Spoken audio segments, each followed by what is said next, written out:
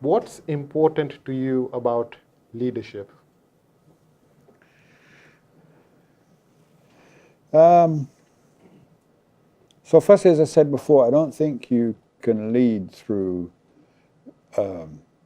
domination, or you can't lead through your personal, deciding everything yourself. And particularly in a service business where, out of the, one of the great things about Schlumberger was, there was something like 50,000 engineers or people with advanced technical degrees. And the average age of the company when I left, it's probably gone up a bit now, but when I left the company, the average age of the company was 36. Right. That's a very young company. If you look at the pyramid, the people over 60, I think there were 3 of us or something. So going back to, what's important to you about leadership?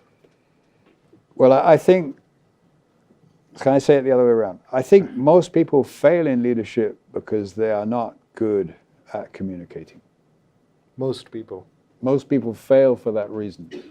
And actually, the most difficult thing, particularly for engineers, is when they come out of their little cocoon, where they have a small crew, maybe anywhere between 2 and 10 people working for them, and those people are normally operators who don't have a high degree of education. They suddenly find themselves managing 50 engineers.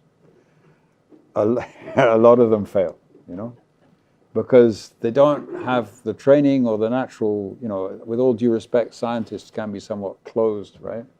They don't have the natural empathy with people to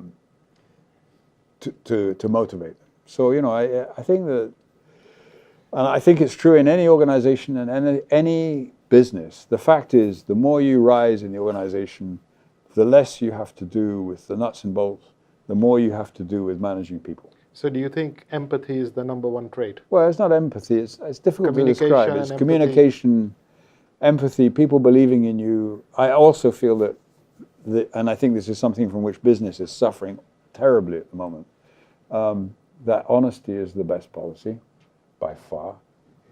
The reason I had the respect of Wall Street was purely because I actually told them the truth, and I didn't try and embroider it, And if things were going badly, I said they were going badly. And if I didn't know the answer to a question, I would say, I don't know the answer. I'll find out for you. Yeah. And they loved it. And actually, employees love it too. If the boss doesn't try to appear to be omnipotent and all-knowing and all the rest of it,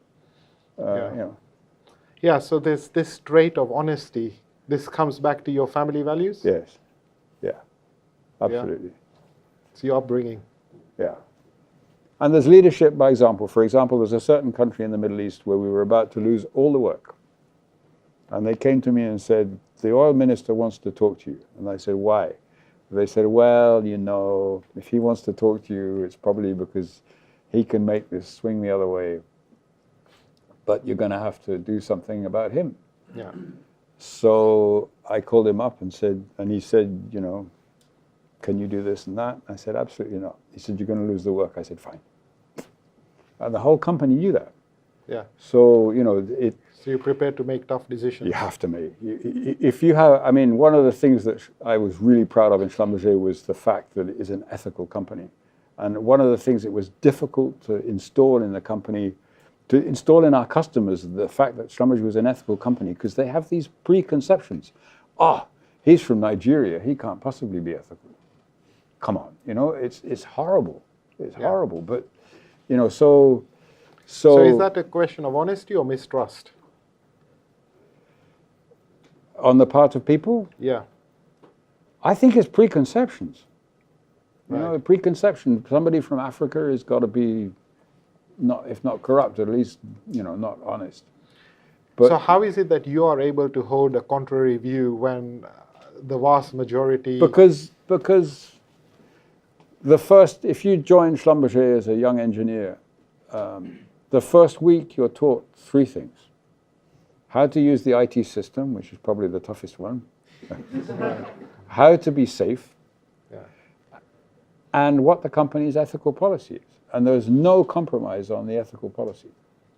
And it's, I'll give you an example. When one of the purges was going on in Iran, this is in the early 2000s, The only person the NIOC, the National Oil Company, would be seen with was the Schlumberger manager. And he said, why, how come you invite me and you don't invite anybody else? It's because everybody knows Schlumberger is not crooked. We're not scared of having lunch with you. Right. And I had the same experience in Algeria, where, the National Oil Company, this is an amazing story. The head of exploration production thanked me for not, being involved, the company not being involved in any of the corruption schemes. And 18 months later, the guy was in jail. Because he'd actually been running a corruption scheme with one of my competitors. Right. Okay, good. All right. But that's, you don't get that unless you lead by example and you constantly reinforce it. Yeah. I mean, the message I take away is this is about a strong sense of personal integrity. Yes. and being able to stand up for your values. Yes. Which is the sense I get from you. Yeah, And this is less a Schlumberger thing and more an Andrew thing. Well, I don't know. I think it's quite ingrained in Schlumberger. But yes, it is personally. I could never have compromised on that sort of thing, which is, I think is, again, very much due to the education I received. Yeah. And I think that, I really believe that honesty in communication, honesty in the way you act, honesty in being able to go to bed at night and feel good with yourself is really important. Your dad was a great role model for you, wasn't he? Yes. Yeah, he was, yeah.